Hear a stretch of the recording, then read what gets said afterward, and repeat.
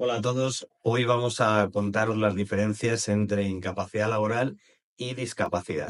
Dos términos que normalmente solemos confundir porque suenan parecidos, corren de forma paralela, pero no debemos confundirlos porque sobre todo miden cosas diferentes.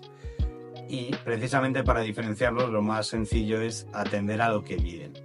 La discapacidad lo que mide es cómo afectan las secuelas y limitaciones de nuestras patologías en todos los aspectos de nuestra vida diaria, desde que nos levantamos hasta que nos acostamos, incluidas las horas de sueño. Mientras que la incapacidad laboral solo mide cómo afectan esas secuelas y limitaciones en nuestra vida laboral. Esa es la gran diferencia entre incapacidad laboral y discapacidad. En discapacidad, teniendo en cuenta eso, cómo afectan las secuelas y limitaciones de nuestras patologías, tenemos, por así decirlo, 3 puntos de corte, entre el 0 y el 32%, en el que no nos consideran aún personas con discapacidad para todos los efectos, pero sí somos personas con discapacidad. Incluso nos sirve para cierta protección en ciertos aspectos, como en el aspecto laboral. Es decir, aunque tengamos un certificado de discapacidad con un 20%, que sepáis que nos puede servir para defender algunos derechos, aunque no para todos los efectos y beneficios que veremos a continuación a partir del 33%. A partir del 33% y hasta el 64% sería el segundo punto de corte de la discapacidad, y aquí ya es cuando se nos reconoce como persona con discapacidad para todos los efectos. Tenemos beneficios y ventajas en prácticamente cualquier ámbito que podamos imaginarnos, pues desde vivienda, educación, a nivel fiscal, a nivel impositivo, en transporte, en cultura, en ocio, en emprendimiento.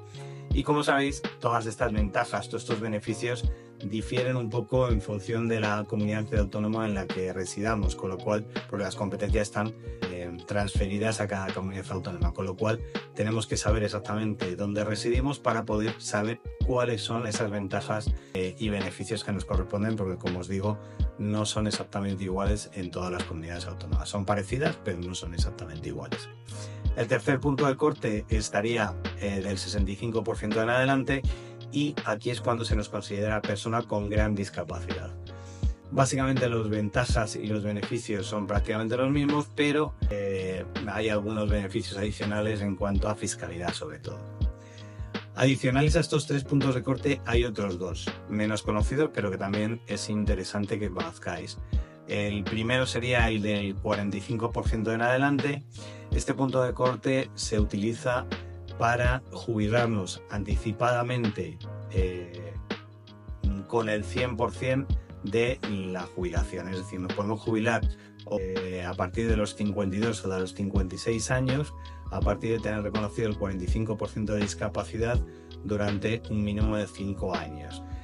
Hay que tener en cuenta 2 cosas. Uno, que esos 5 años ya ha mejorado, porque anteriormente eran 15, pero también ha mejorado desde el punto de vista de que si no lo tenemos reconocido inicialmente durante 5 años, pero podemos demostrar que las secuelas y limitaciones habrían hecho hace 5 años que tuviéramos ese grado de discapacidad, podemos acreditarlo, y aunque no los tengamos cumplido, por ejemplo porque no lo hemos solicitado o porque nos han valorado mal, podemos acreditarlo con un informe médico y nos valdría igualmente. Y luego hay otro tema, y es que hay un listado de enfermedades a las que, digamos, beneficia este porcentaje de discapacidad, que se va actualizando anualmente, pero que también hay otras enfermedades menos conocidas, sobre todo las enfermedades raras, que pueden asemejarse a otras que sí que están listadas en el Real Decreto, y que por lo tanto también podrían incluirse dentro de ese listado, aunque normalmente hay que pelearlo en la vía judicial. Y el último punto de corte sería el del 75%, que normalmente se utiliza para complementar la pensión no contributiva con un 50%, ¿vale? Y esto es más o menos, y a grandes rasgos, lo que todos deberíamos saber en cuanto a la discapacidad. En cuanto a la incapacidad laboral, pues bueno, existen 4 grados en función de las secuelas y limitaciones que nuestras patologías nos estén produciendo en nuestra vida laboral, y son la parcial, la total, la absoluta y la gran invalidez. La parcial se produce cuando las secuelas y limitaciones de nuestras patologías nos impiden realizar al menos el 33% de nuestras tareas principales. En este caso no nos corresponde una pensión, sino una indemnización de 24 mensualidades de nuestra base de cotización. Podemos permanecer desarrollando nuestro mismo puesto de trabajo y en este caso lo que hace la administración es actuar como una especie de aseguradora, dándonos una indemnización de 24 mensualidades que podemos incluso cobrar en un único pago. El siguiente grado sería la total, que se produce cuando esas secuelas y limitaciones de nuestra patología nos impiden realizar todas nuestras tareas principales de nuestro trabajo habitual, o al menos la mayoría. En este caso, lo que nos corresponde es un 55% de nuestra base de cotización de los últimos 8 años y es compatible con otro empleo, con lo cual podemos cobrar esa pensión del 55% de nuestra base de cotización y el salario del nuevo empleo. Ese nuevo empleo tiene que tener unas tareas que no sean coincidentes con aquellas por las que nos han concedido la pensión, obviamente. El tercer grado es la absoluta, que se produce cuando las secuelas y limitaciones de nuestras patologías nos impiden realizar cualquier tipo de trabajo.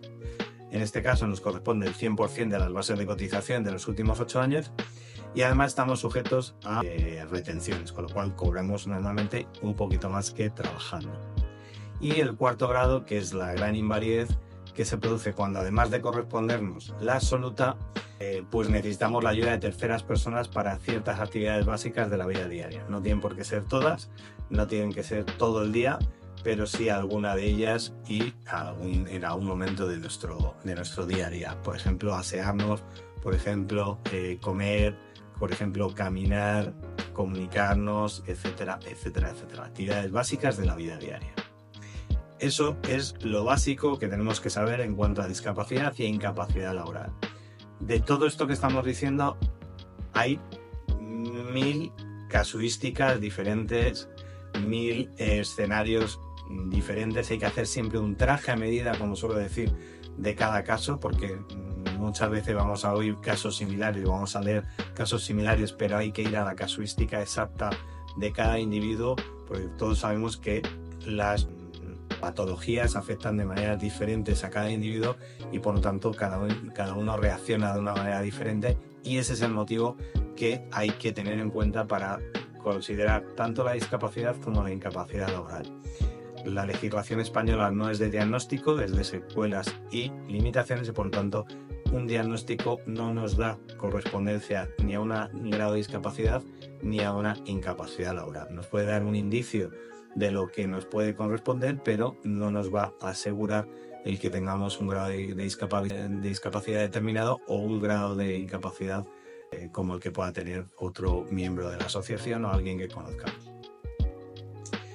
Esto en cuanto a los términos más o menos de definición de cada materia, incapacidad y discapacidad, y luego otro tema importante es cómo se tramita todo esto. Bueno, la incapacidad laboral, de este ámbito nacional, se tramita ante la Seguridad Social.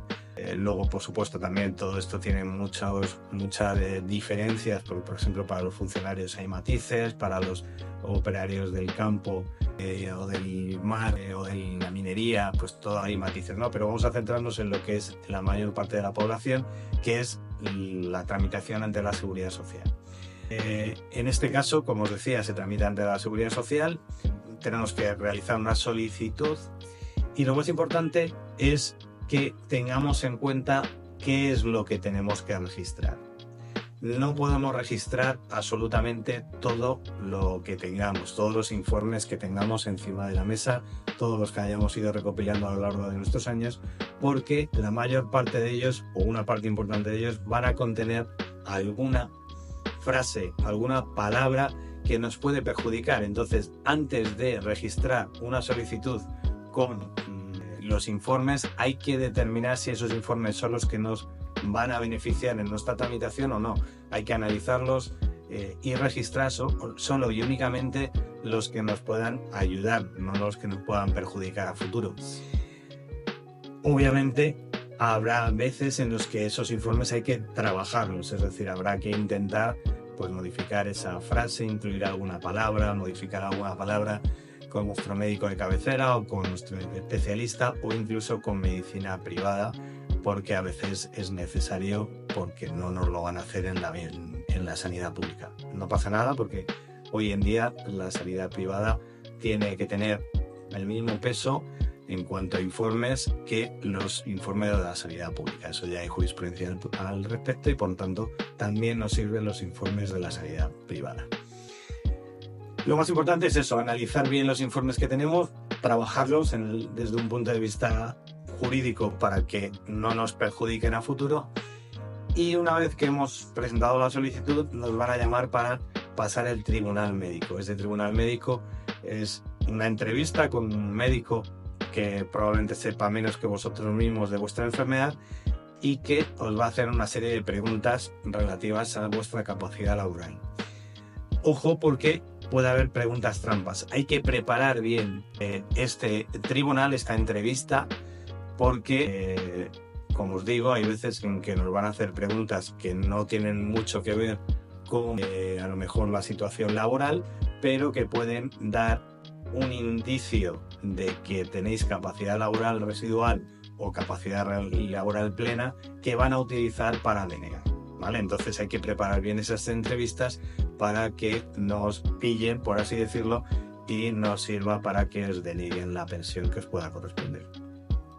A partir de ahí, pues habrá una resolución y si es lo que nos corresponde, pues fenomenal, y si no, y lo que nos corresponde, habrá que hacer una reclamación previa a la vía judicial y a partir de ahí una demanda y seguir todos los trámites de la vía judicial si fuera necesario. En cuanto a la discapacidad, pues básicamente es lo mismo, hay que preparar muy bien los informes que vamos a presentar. En este caso, sabéis que las competencias, como hemos dicho, están transferidas a las comunidades autónomas, hay que presentarlo ante el centro base que nos corresponda por nuestro empadronamiento, y en base a eso, pues igualmente, en este caso pasaremos 3 entrevistas con el médico, con el psicólogo y con el trabajador social. Lo fundamental, preparar, analizar bien los informes médicos que vamos a presentar, porque, como decíamos antes, también habrá seguro informes que nos puedan perjudicar. Solemos ir con todo el tocho de informes que tenemos en casa, lo presentamos y eso probablemente nos va a perjudicar. Y también, adicionalmente, hay que preparar esas 3 entrevistas porque, igual que pasa con el tribunal médico, nos pueden hacer una serie de preguntas que, aunque nosotros pensemos que las estamos contestando bien, las podemos estar contestando mal para los intereses que nos tocan, con lo cual hay que prepararlas bien para evitar caer en contradicciones, en respuestas que nos puedan perjudicar al procedimiento, etcétera, etcétera. Y a partir de ahí, pues lo mismo, habrá una resolución que si es la que nos corresponde, pues fenomenal, y si no, pues habrá que tramitar una reclamación previa a la vía judicial y a partir de ahí presentar una demanda y seguir todos los procedimientos judiciales que correspondan, si es que hemos analizado que lo que nos corresponde es diferente a lo que nos han resuelto. Y básicamente es esto lo que os puedo explicar, o que, para no aburriros mucho en un vídeo de estas características. A partir de aquí sabéis que podéis llegar a nosotros a través de vuestra asociación, directamente, o a través de nuestro call center, haciéndoos mención a que sois pertenecientes a la asociación, y analizaremos vuestro caso para guiaros por el mejor camino. Analizar primero la viabilidad sobre si es o no viable vuestro caso, y a partir de ahí, si queréis seguir adelante, pues guiaros para obtener los derechos que os puedan corresponder. Un placer, hasta la próxima y a vuestra disposición para lo que necesitéis.